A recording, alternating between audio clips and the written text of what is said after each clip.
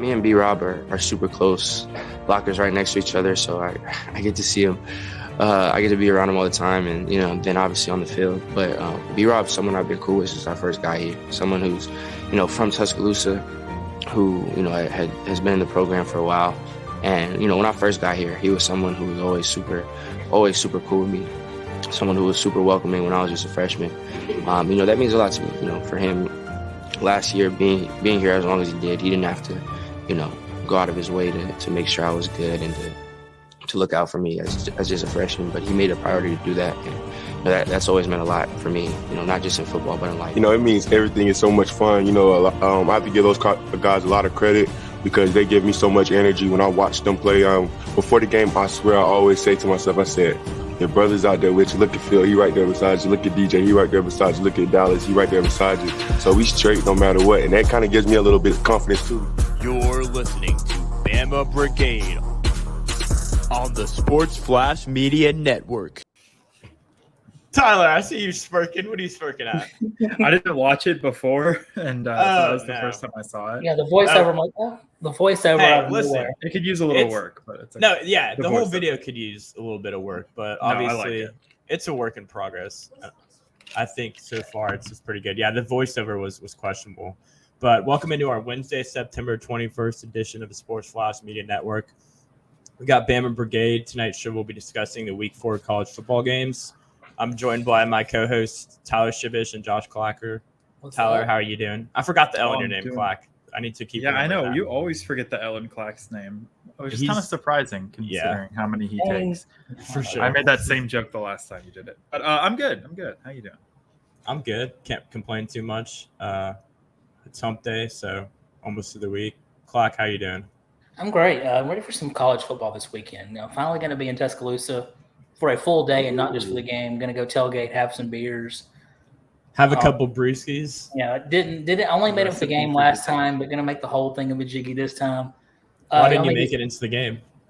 I made it to the game last time, but y'all may get some drunk texts around 3:00 in the group saying some drunk hot takes. So can't wait for Vanderbilt to score 7 when we're up 40 points and hear about how bad Pete Golding is. I'll be sober by game time. Just be ready for some hot takes. You're usually saying stupid stuff on game day. After I don't think the alcohol will affect one Miller Lite, and I'll be down for the count for the rest of the day. So. See, I don't even think you're kidding. I think you're being completely honest. That's the scary part. I mean, we all know what happened that night we had the draft party. We won't go there. That's W content. Yeah. Let's get into some college football instead. We'll start off with college football news before we have a guest coming on at 7:10, and then obviously we'll break down the matchups for the week. So Arizona State fired head coach Herm Edwards literally right after the game. I mean, I don't know if you guys saw the clip. He's walking past midfield, and the athletic director signals him over, and I think somebody else as well. What do you guys think about that? I mean, I love Herm Edwards as just he's like a meme, and I think he's a good coach. He's been a good coach in the past, but I think his best coaching days are behind him. Yeah, I mean, they're 1-2 in the season. They lost to Eastern Michigan, which should not be happening for Arizona State. They had one good player and he left them because Arizona State's kind of disappointing. I mean, I'm a huge Jaden Daniels fan, so take that with a grain of salt. But it's just they've become the Pac-12's Vanderbilt. I mean the Pac-12 is full of Vanderbilts anyway. But I think it's hard to recruit for Arizona State. I mean, you're trying to keep up with the likes of USC now. Who seems like they're back on the map as far as recruiting. You got Oregon. I mean, a lot of other schools in that conference players would much rather go to. I feel like Arizona State is just at the bottom of the barrel. See, it's funny, though, because I feel like Arizona State has a really easy sell in that Arizona State is probably the most notorious party school in the entire nation. I feel like you should at least be able to pick up some recruits because of that, right? If those are the recruits you're picking up, though, are those the recruits you want to play? Obviously what they're doing ain't working, so I'd go get the Ajay Halls of the world or something. It feels like 110 degrees on a cool day in Arizona. I was in that area earlier a couple months ago, and On Give a us the cool weather day report. at 10 o'clock at night, it feels like 110 degrees. Who wants to go play in that?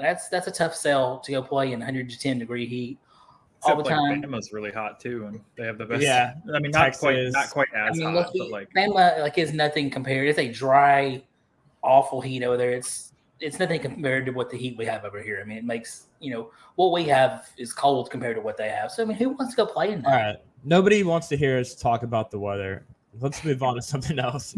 So I haven't actually got the chance to look at this article yet, but one of you, I think Clark put it in here, proposed college football calendar, which would move college football up earlier. Clark, do you want to tell us about that? Basically, the gist of that is, the week 0 that we've had the last 2 years is there has to be a waiver signed for you to be able to even play in a week 0 game. Like that's kind of a big to do to be able to play in a week 0. They're wanting to make that a week 0 a permanent thing for everybody, basically, where everyone starts in week 0 like we did in week 1. So everyone starts in week 0. So they're wanting to move it back a week or so earlier and have everything be a week earlier. So like the SEC championship would be the week the Iron Bowl is, and Natty would be, the week the CFB is. I have a question then. So then is there going to be another week 0 that's a week earlier than the week 0, and there's still going to be a week 0? That's still like all in the works, but they're just wanting to move it back a week for some odd reason. Who knows why? I mean, if everyone plays week 0, nobody does, right? It's week 1 instead. Yeah, I've never been. Obviously, it's football, like extra week early, but the whole week 0 thing never really made all that much sense to me. So I'm interested to see what they'll do with this. Got our guest coming on in a couple minutes, so let's just kind of get through these last two things. Jalen Hall commits to Alabama over Hale. Sorry, I'm blind. Jalen Hale commits to Alabama over Texas and Texas A&M. Did you see the way he committed? Yeah, he had like the necklaces, like the iced out chains.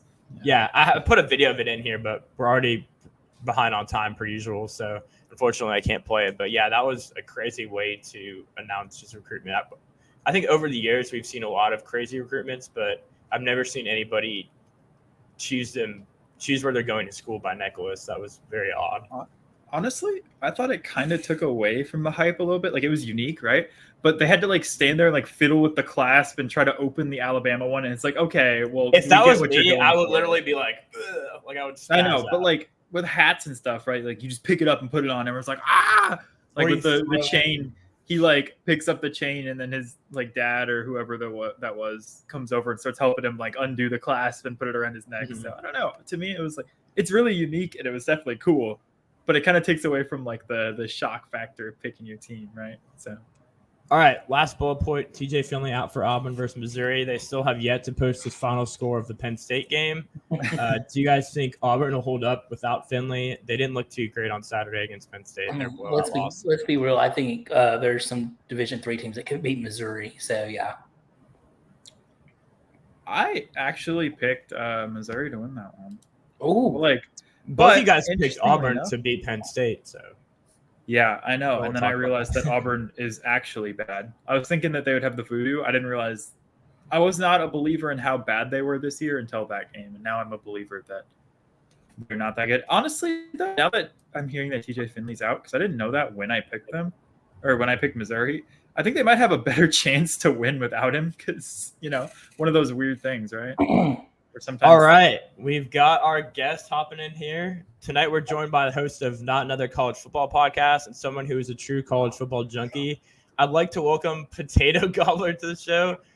PG, how are you doing on this Wednesday hump day, and why the hell is that your Twitter name?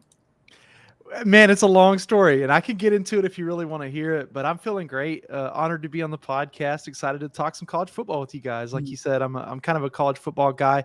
I've dipped a little bit into the NFL this year, but I haven't done great in that. So college football is kind of my bread and butter. So I'm excited to get down to business.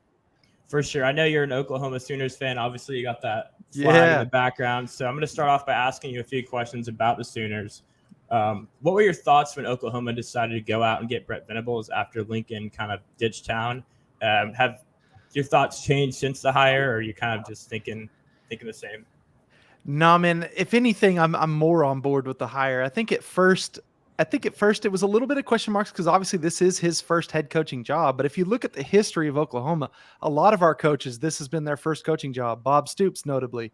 I think Barry Switzer, same story. So I'm excited that he's in town. I think it was the right hire as of right now. I obviously was at the Nebraska game last week. We absolutely dominated, looked great. I love the way the team's playing together. And it looks more, especially defensively, like a more fundamental team that's a little bit better coached. And there's a ton of the team is just so connected and gelled already, it feels like. So we'll see what the rest of the season looks like. But as of right now, I'm a huge fan of this Brent Venables hire. He's got a different state of mind than our last coach did. Obviously, he's more of a defensive guy. Lincoln Riley was an offensive guy. But I love this defensive mentality this team has kind of embraced. And so far, so good. I'm on board. Go ahead, Clark. So when you look at college football right now, it's obviously Georgia, but then long way than anybody else. Is there anybody even close to being as good as Georgia right now? Are you baiting him, Clark? This is a bit of a bait, but I'm going to take it because I think there's actually two teams that could compete with Georgia this year, and it's going to take some development along the way. Now, that's not – if these teams played Georgia tomorrow, I don't like their chances. But since we've got several weeks until this college football playoff, I like two teams. I like Bama, and I like Ohio State. I'll talk about Ohio State first because I think they're a team that offense is finally starting to click. I'm a big C.J. Stroud guy. He was my Heisman pick coming in. And that's only because they don't like to give the same guy the trophy two times. We all know that. They hate giving that trophy out twice. So I love this offense that CJ Stroud and them got. I think the defense has gotten better. They obviously hired a better defensive coach this year coming in. They've got some development to do still. They haven't exactly been tested against the highest level. They had the game against Notre Dame that was kind of a struggle. And obviously Notre Dame's turned out to not be great. But I think as the year progresses, we'll see Ohio State go to. The interesting one in their division is Michigan, because that's obviously going to be a big game, and Michigan looks good too. So that'll be the kind of decider. And then my other team is Bama. I love what they're doing. My only concern with Bama, they still have all these guys. I know they didn't look as great against Texas as you might want them to, but they still won the game at the end of the day in a hostile environment. And I could see, I've seen Texas play this way before because I'm an OU fan. They can have the worst year ever, but if they get up for a game, they've got enough talent. They can give anybody a push. I still think Bama's a pretty darn good team. My biggest concern is Bill O'Brien. I'm not a Bill O'Brien guy, and you guys, I'm sure, can tell me. I was going to say, I'm sure you guys can tell me all about it as Bama fans, but I've never been a huge fan of his, and it seems that his offense is starting out kind of a little clunky right now. But I think they'll get it figured out. They've got enough talent on this team. So those are the two teams I think could compete with Georgia this year. We are hoping that Bill O'Brien goes to Nebraska. I know his name's been linked to that job. So I saw that. Every Bama fan I know is hoping for that to happen because we despise the way he calls plays. Yeah. Right. That's absolutely the dream. I see on the back you have a little OU to the SEC sign. And so I was just kind of wondering, like, when that first got announced, what were your thoughts? And then after seeing, 3 games in with Brent Venables, seeing how he kind of has shifted to more of a defensive mindset, do you think that fits in better with the SEC identity, or do you think that Lincoln Riley would have been a better coach for that? Yeah, so it's been a wave of kind of up and down. So at first, when I first heard it, obviously I was excited because I felt like, we've kind of conquered the Big 12 and it's not gotten us anywhere. We're losing recruits because we don't play in the SEC, and we can't say, like, look at all these guys that got drafted on defense. Look at the guys that got drafted in the defense last year in Big 12. There were hardly any. There was a few OU guys, but it's just different in the SEC, as you guys know. So I was kind of excited because I think that's the next step for our program. If we really want to keep competing on that college football playoff level, we've got to be able to recruit at that level. And I don't think we could have done that without being in the SEC. And then immediately after that, Lincoln Riley leaves. And then I'm like, this is a disaster. Like, we're going to have to go to the SEC, and we don't even have a coach right now. And so then Brent Venables comes along, and I'm a little bit hesitant, but I know we've got some time before it takes off. But now that I've seen that it's more of a defensive team, and it's not just this flashy, we're going to outscore everybody style, I like our chances a little bit better in the SEC, but it's still a step up. We've seen this 2023 class for OU. The recruiting class looks a lot more like an SEC recruiting class. So as long as that keeps happening in the future, I think OU will be in a great spot in the SEC, and it's going to be a lot of fun. I can't wait. All these new stadiums, all these new teams that we get to travel to. I mean, if the worst one's Vanderbilt in Nashville, I mean, at least Nashville's really fun. Like, I can't wait. We're really excited just for something different, if anything else. I think we all expected Oklahoma to be good on defensive side of the ball, bringing in Brett Venables. But what I've been surprised with is offensively. UCF transfer Dylan Gabriel has accounted for 9 touchdowns and 0 picks through the first 3 games. Can you put into words just the impact he's had on the team? Yeah, and so his impact goes further than on the field. I honestly think on the field is probably one of his lesser attributes that he's given to this team. His leadership is really what's exceptional. He comes from Hawaii. He spent some time as the starter at UCF and had some good numbers under Jeff Lebby, which I think is a big thing too. You know, getting him from Ole Miss, he's looked really sharp so far. I like his offense and his play calling style. But yeah, Dylan Gabriel, man, the best thing he's done on field is just not turn the ball over. He's not, as I had some conversations in the stands with some OU fans up there in Nebraska. And one of the things we said immediately was like, he's obviously not Kyler or Baker in terms of like an arm talent, but this guy's got all those intangibles that those guys had. He's a great leader. He doesn't turn the ball over. And I think we've got enough talent on offense. We'll keep rolling and we'll see how far he can take us. I don't know that it's a national title or anything like that right now, but he's a great piece. And I think he's getting better every week. What are your thoughts on the Brian Harsin situation at Auburn? It only gets weirder after every loss. Yeah, that dude. I know Auburn has an interesting culture, but first of all, that hire really never fit real well with me. Obviously, he did pretty well with Boise State, but Boise State was a program that was already above everyone else in the Mountain West. So all he had to do was just keep it going, right? He didn't have to like go out and make Boise State from nothing to something. It was already on the upward trajectory, and he just kind of kept that going. I think it was a bit of a speculative hire because he's a little bit younger guy, but bringing a guy all the way up there from the Mountain West into SEC country, man, that's tough because you guys know as well as anybody, recruiting is so hard when you're going up against Georgia and Bama for everybody. And their coaches can go, not only are we a better team than Auburn, we put more guys in the NFL than Auburn does, and Auburn's just got a new coach. So why would you go there? So Harsin, I don't even know if he ever had a really fair shot with Auburn, but at the same time, I'm not sure that was the right hire, and I think he's obviously pretty gone by the end of this year. So you're a self-proclaimed college football junkie. 3 games in, I want to get your thoughts. What do you think most overrated, most underrated teams in the nation are right now? Yeah, okay. I like where we're going with this. Okay, so I think one of the most underrated teams might be Michigan. Not enough people. I know Michigan's up there in the top 5, 4, wherever they're at. Some people have them in and out. But I really think that they compete with Ohio State this year. They obviously whooped Ohio State last year, but I think it's a team that no one's taken seriously enough. This is a team that's well built. They're very good on defense. They finally figured out their quarterback situation. In my opinion, they picked the right guy. We'll see. They've got a great running back in Blake Corum. They play big boy football, and I think that will translate well if they do get to the playoff again. Obviously, last year they got tripped up pretty quick, and it didn't look like they really were at that level. But I would love to see where they're at this year. I think that's a bit of an underrated team. And at this point now, most overrated team for me is probably Texas A&M. I know they have a ton of talent on that roster, but I just do not like anything about it. Jimbo Fisher's offense is dead. It just doesn't look good. He hasn't figured out his quarterback situation at all. And here's the part of the problem. When you buy the number 1 recruiting class, these kids are promised, like, you're coming here to win. If they drop another game, like they have Arkansas this week, you know, in a neutral site game, a rivalry game, they lose to Arkansas, man, don't be surprised if you start seeing some guys jump in the portal. We already saw a bunch of drama with one of their star corners. He was liking tweets about how Jimbo's offense isn't any good. And then he was speeding around in his sports car in like a loaded parking garage, like drifting around. So like things are already starting to get kind of a little haywire. And these Texas A&M fans have very high expectations. Even though they haven't won a lot, they think they're at that upper echelon already.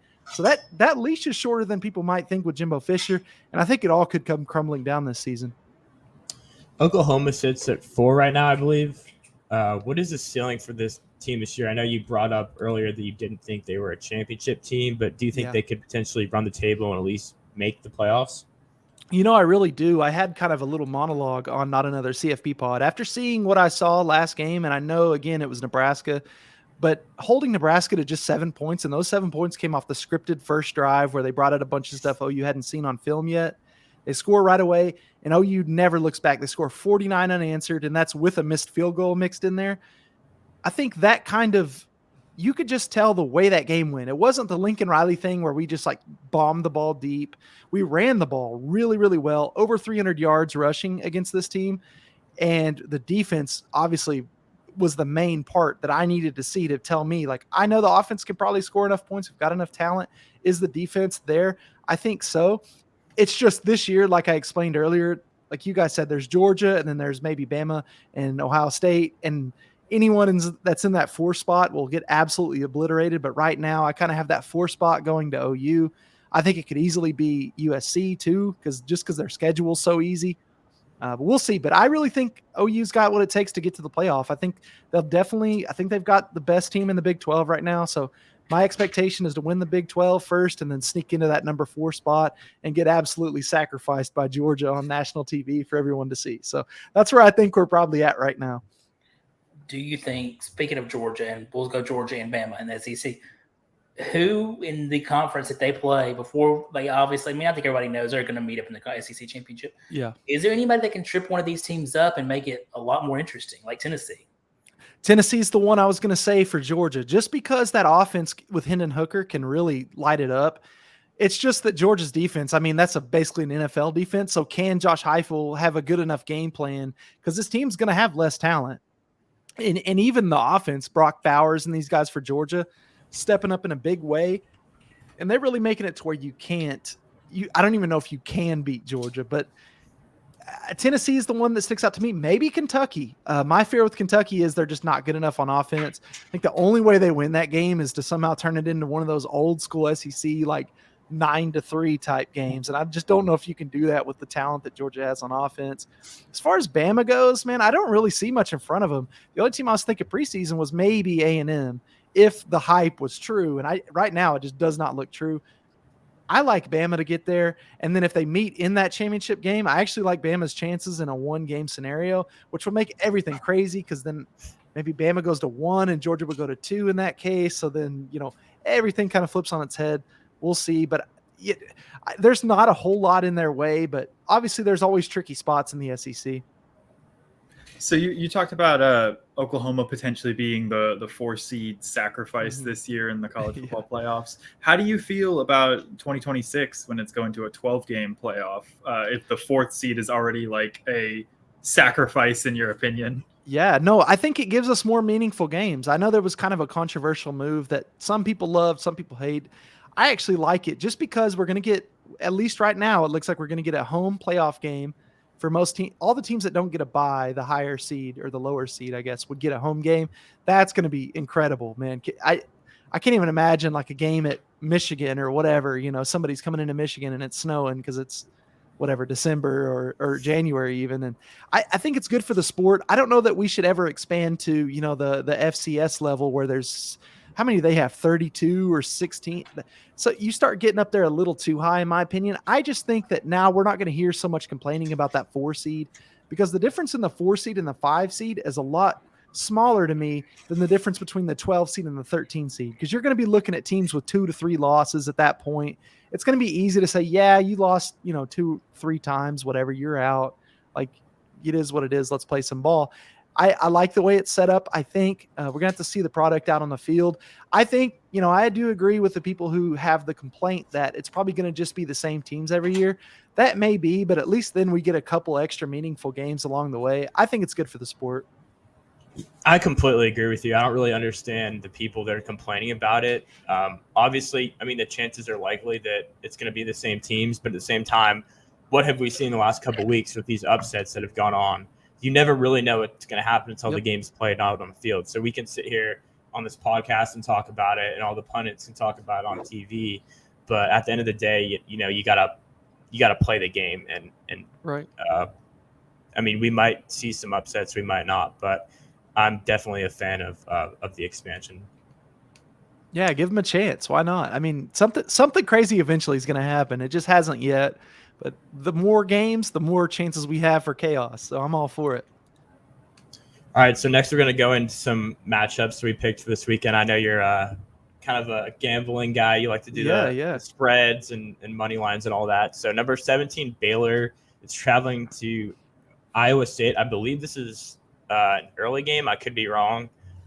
Iowa State's favored by 2.5, which is a bit surprising to me. Personally, I think Baylor's just overall a better team. I know they lost to BYU in overtime, and that kind of brought them down a few notches in a lot of people's eyes, but I still think they're a solid group. What do you think? I agree. I like Baylor. I like Baylor in general, but my problem is anytime Vegas sets you up with these spots, like you said, I don't know why Iowa State should be favored here. But they are by 2.5. A lot of times that means you just take that 2.5. You take that -2.5. Iowa State's a tough place to play, man. Up in Ames, it doesn't seem like it, but those fans and being in the Midwest this last week, I can tell you, there's not a lot else to do in the town other than just going to the game and enjoying it, drinking some beers with your friends. It gets rowdy in there, man. And you're right, it is an early game, 11 a.m. And I think that tends to neutralize most crowds a little bit. But those Big Ten teams, man, they're not afraid to get out early and start drinking some Busch Light. So I think that's going to be a great environment. If I had to make a pick on this, I think I'd be on the Iowa State side -2.5, just because there's too many signs telling me to take Iowa State here. But I agree. I think Baylor's a really good team, and I wouldn't be surprised even if they drop this game that they're the team that maybe OU faces or potentially Texas in that Big 12 championship game. Well, if there's one thing I've really learned recently betting is, you see these lines that don't look right. Mm-hmm. Vegas usually knows what they're talking about. Yep. Vegas is usually right. Not this time. I think I'm going to go Baylor. I would go Baylor money line on this one.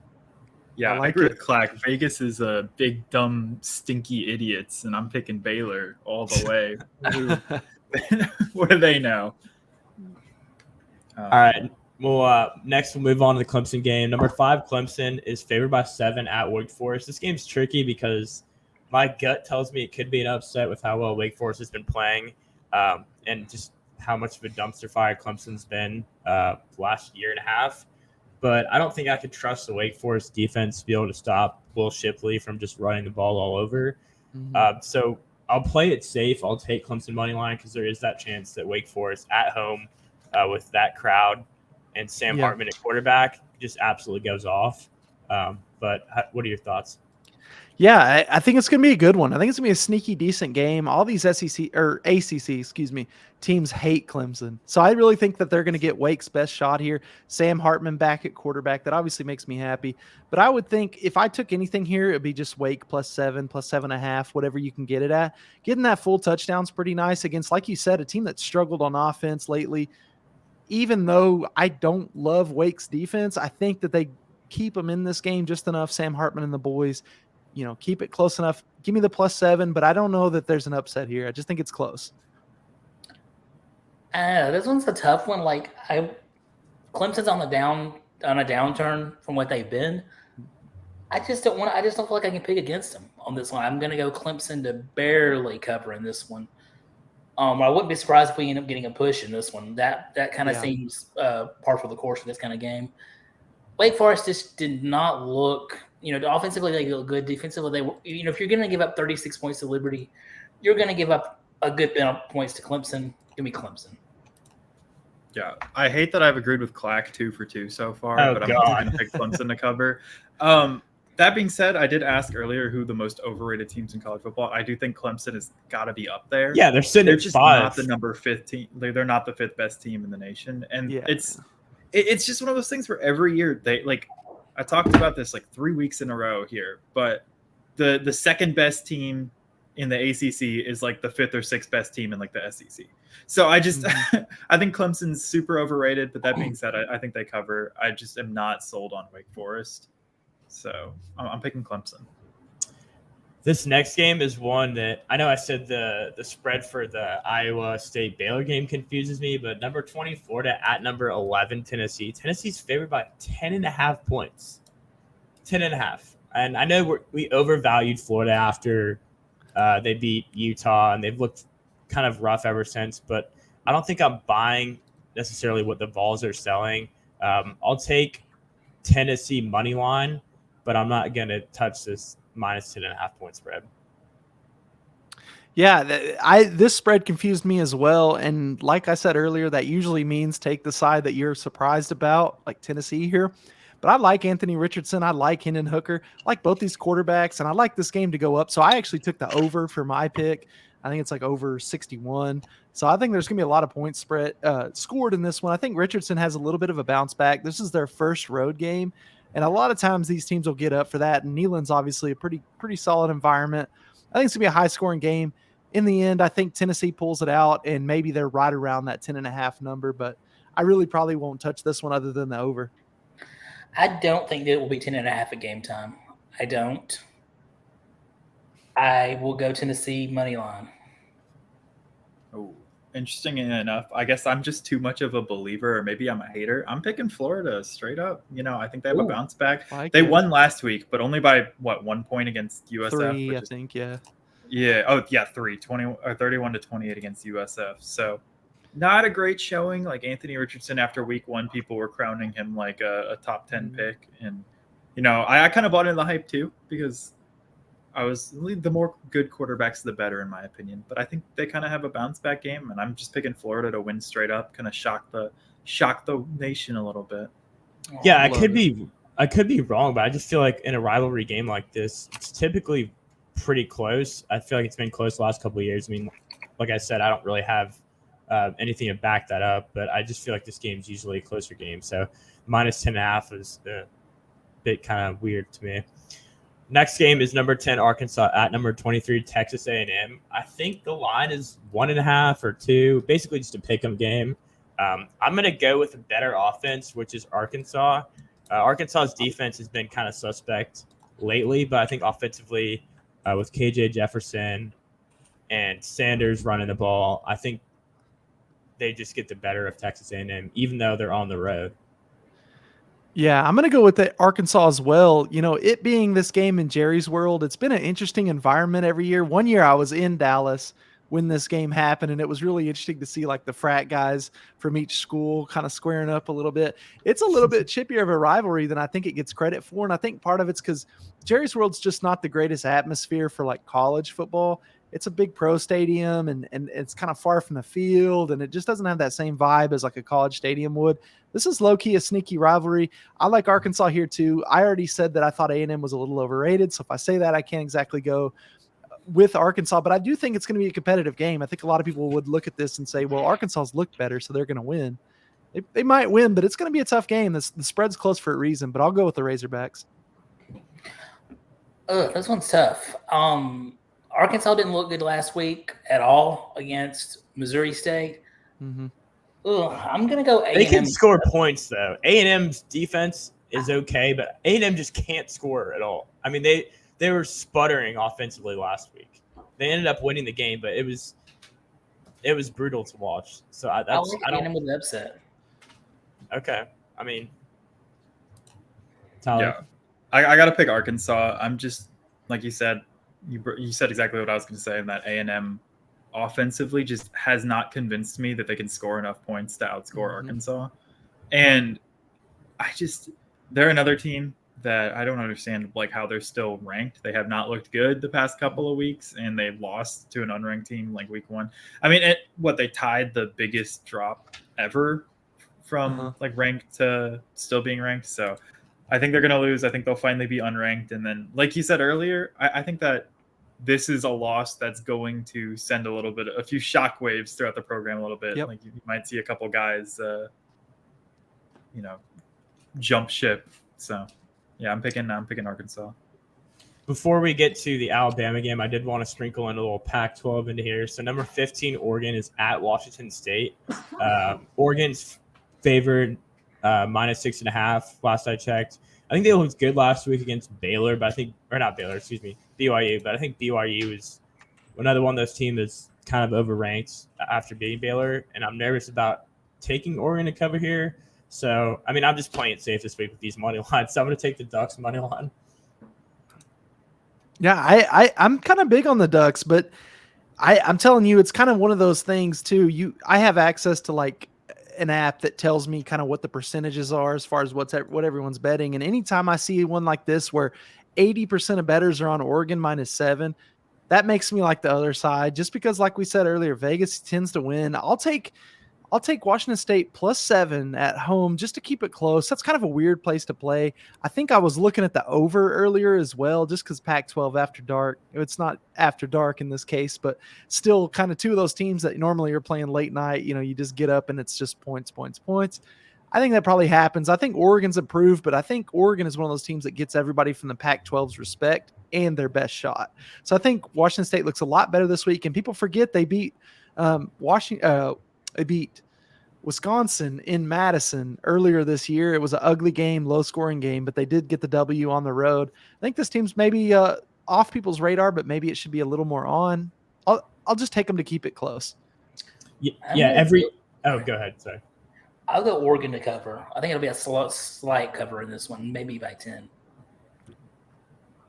Yeah, and then I kind of think Washington State's impressed me a little bit more than I thought they would, especially the week 1 win, right? That's their big win. Obviously, that's what's going to impress you and jump off the page. But they have been really up and down the last couple of years. I know besides beating like Washington, which seems to happen quite a bit. No matter how good Washington is, that's just like that. That's the Iron Bowl, right? The Apple Cup. Yeah. So I think I'm going to pick Washington State to cover. I don't think they're going to win outright because Oregon is just a better team, but I do think it'll be closer than people are giving credit for. Oregon every year, though, I fall into this trap. They look good early on. Hell, I picked them to cover against Georgia, and we all see where that got me. Good thing for you, they didn't look good early on. Well, they always do this thing where, like, take away the Georgia game, but previous years, they'll start off really well, and they'll, like, kind of move up the rankings, and they'll have one of these letdown games or maybe a couple of them a year. And so I could see this potentially being the game that they just can't get it done on offense. And you never know which Bo Nix you're going to get. Right. But I'm going to still go with my gut and believe in them that they can somehow win this game. But I do see the other side of the argument where Washington State is, 3-0. And like you said, they went into Wisconsin and beat the Badgers. So wouldn't be surprised if there's an upset here. Moving on to the Bama game. Bama is favored by 40 points against Vanderbilt. I'm not the biggest fan of taking Bama to cover the points because last year they weren't all that great at covering the points, and this year they didn't cover the 20 against Texas. So I'll take them to cover against Vanderbilt because it's Vanderbilt, but definitely nervous about that. Yeah, this is an interesting spot. Obviously, Bama at home. It always feels weird against Vandy because I know it's got to be hard to motivate your team. It's a lot like Kansas in the Big 12 usually is, where it's just like your team's just kind of like, oh, this is a given game. Like, we don't really have to get ready for this one. I'm sure it's the same way in the SEC. Vanderbilt, I think, has a little life on offense, especially this year, but I think their defense is bad. I guess if I went anywhere, I may go with this over. But who knows? I mean, I guess you got to take Bama minus 40, but it feels pretty bad. So I don't know, but I know Bama's going to win. That's all I know. Yeah, it seems like Alabama. I agree with what Joe said. It seems like if Bama doesn't cover, it's always a garbage time touchdown coming up with a third-team defense, and then Nick Saban loses his mind. And Twitter goes crazy too. Everybody's acting like. I think it's going to be the situation like it is, but I think Bama covers barely. I'm going to go 56-14 tied. Ooh, okay. Yeah, maybe a bold take, but I think this is the week that Bama exercises their offensive demons a little bit. Bill O'Brien, you mean specifically? Bill O'Brien, yeah, I guess specifically. I think that they put up a lot of points, and I think their defense has been very good all year, so I'm picking Bama to cover. And, hey, I am 1-0 and getting the exact score after our game, like our score. Yeah, that was impressive. I did get it exactly right. We were all close, but Tyler hit the nail right on the head. What's your prediction for this week? 55-3. Oh, I got to give a score prediction. I realized I didn't give mine. I'll go 65-14 or something, I guess. Okay. I don't think I've ever heard of a team scoring 65, but we'll take it. 55 or 65? We'll go 55. 65 is a little odd. Maybe you could throw a safety in there somewhere. You can get there. Well, yeah. It's if Iowa week 1 can get 7 points without scoring a touchdown. Yeah. 2 safeties in a field goal, man. You're in there. Before we get out of here, I kind of wanted to ask you, PG. Clack. Oh, I just generally forget about Clack. Clack, go ahead. Yeah. What? Your score prediction. I already gave you mine. He gave one, yeah. 56. Oh, I guess I forget about Clack too. Wow. 56, so 42 points. Barely Are covered. there, are there any other games this weekend besides the ones we mentioned that stand out to you? There's yeah, we all can. I've got two, I think, honestly. One of them is Ohio State and Wisconsin. I like Ohio State to score a lot of points here, but look out, because if Wisconsin scores first and they kind of land that first punch, it might be a little interesting in that game. I mean, I don't think Wisconsin's very good this year, but like I said, they've got a great running back. If they land that first punch, it could get interesting. And then the only other one I thought about is Stanford at Washington. Washington had a big win last weekend, looking great over Michigan State. I think this is going to be a high-scoring affair. I'm actually liking the over in this one. I think it's just going to be a classic Pac-12 after dark. I think it starts 9:30 Central or something, so it'll be a good one to throw on late night. Yeah, actually, Washington Stanford was the one that I was going to bring up too. Just nice. because I have a good buddy of mine is a very proud Washington alum. He lives up there in Seattle. He got very blasted after the last game. He was at the game and got on, was talking to me. We're just playing some games late at night. He got very blasted, got on, was talking to me about how Michael Penix is a Heisman favorite now, and Washington's gonna make the playoffs. So I'm picking Stanford money line to win this because every year Washington, anytime they have semblance of looking good, they immediately throw it away. So I think this is the week. I think Stanford's the team to do it, and I'm just picking Stanford to win straight up there. Love it. Two good quarterbacks going at it in that one, or at least above average. So, like, anything could happen, honestly. Yeah. And to his credit, Michael Penix has looked really good so far this year. But he has. Going back to kind of your thoughts, I think the Wisconsin-Ohio State game, I want it to be a good game. But if you want to even have a chance of beating Ohio State, you have to kind of have that home crowd, and this game is unfortunately in Columbus. Mm-hmm. So I think Wisconsin could make it interesting, obviously, with Braylon Allen. He's an absolute stud running back for them. But they're going to need a big performance out of him to pull off the upset. But Ohio State struggled against Notre Dame, so they're not this juggernaut team that maybe some people may think they are. That might be a close game for a little bit, a couple punches traded, but definitely Ohio State covers the spread, I'm sure, on that one. Well, Ohio State, too, is also a team that always seems to have one inexplicable, awful loss. And it's never just they lose close. Like, I remember 2017, 2018? They lost 55-3. Well, they lost by 50 points to Iowa one year, and then they lost to Purdue the next year. Yeah, so Purdue beat down on them. Yep. And so it's just there. I think there's going to be one game that's just an inexplicable loss. Is it Wisconsin? I don't know, but might be Penn State. They play at Penn State this year. Obviously, I'm biased as shit about Penn State because I had two older brothers that went there. But I do think Penn State playing Ohio State at home, that could be an interesting game. That's going to be a good one. See, Joe, you're using too much logic. Penn State's too good of a team to be their weird upset loss. It's going to be like Rutgers or something. So. I don't know. Penn State, anytime they play in Columbus, can never pull off the upset, but they have had some magic a little bit at home. Got some life in Happy Valley for sure. Yeah, I don't really trust James Franklin, but I do like what I've seen from them finally able to run the ball, and then I'm a Sean Clifford believer. So they embarrassed Auburn, so maybe Sean Clifford's back. I mean, maybe. It was a double whammy for me being an Alabama fan and a Penn State fan. Getting to see Auburn lose was a very joyful Saturday. But thank you all for watching tonight. Thank you, PG, for taking the time to join us. Now is your time to plug anything you got going on. You have a podcast? Yeah, absolutely, man. First of all, thanks for having me on. It's been awesome. You guys are great. My Twitter is at Potato Gobbler. Pretty simple. We got some time here. Can we hear the Potato Gobbler story? We have to. I couldn't let you leave without it. Sure. So originally when I started getting on Twitter, I used my full first and last name, and that's a fine idea. And it's a good thing most of the time. But the problem is if you ever argue with someone on the internet, especially weirdos, they will figure out, where you work. And I had a guy call the place I worked because he lost an argument. And I was like, you know what? I'm over this. When you're gaming and stuff, I was a big gamer at the time. I used, different names. You never used your first and last name. So I used a random name generator, and it came up with I think it was like Yam Gobbler, and I was like, well, I don't like yams, but I guess potatoes kind of similar or whatever, and I love potatoes, so Potato Gobbler.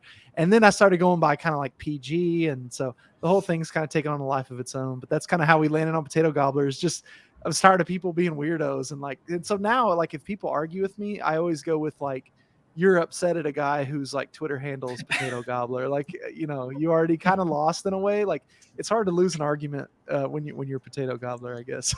Yeah, You should read the text. Joe was like, "Oh, I got a guest," and I was like, "You got a guy named Potato Gobbler?" I was like, "I think I got a guest for this week," and they're like, "Who?" And I was like, "Potato Gobbler," and they're like, "Who the hell's Potato Gobbler?" Yeah, man, it's been great. It's been really fun, and I feel like people have taken it well, and it's kind of became a meme of its own. So it's just kind of been organic that way. It's been fun. Yeah, and then the last question I have for you that I kind of just thought of on the spot is, I know you do a little bit of betting. Do you have like a book or use like an app, or I don't know if we're all going to get in trouble here, but I know, same. Yeah, so this is just hypothetical. Hypothetical, of course. Yep. I live in a state where it's not legal to, not yet at least, to sports bet. So I use some sites online. If you Google, they're offshore is what they're called, offshore sports books, but it's all through the internet basically. And so the only tricky thing about it is at least most people, the way they deposit is through like Bitcoin or like a credit card. Like that sounds sketchy as hell. It is until you get your money in, and then you want to use a reputable site. You've got like thugs showing up to your door with baseball bats. Exactly. It's even funnier when you look into where these sites are based from, like freaking Antigua and freaking all Nicaragua. all these places you've never been to before. But anyway, there are some reputable ones out there. If you're in one of those states where it's not legal for you to sports bet, there's ways to do it. You have to go around a little bit. But one thing that might be fun that you might do, and it will save you some money more than likely, is just use the Action Network app. You can get in there and basically track your bets. And you could say, I want $10, which might be a unit for you, 1 unit on this spread.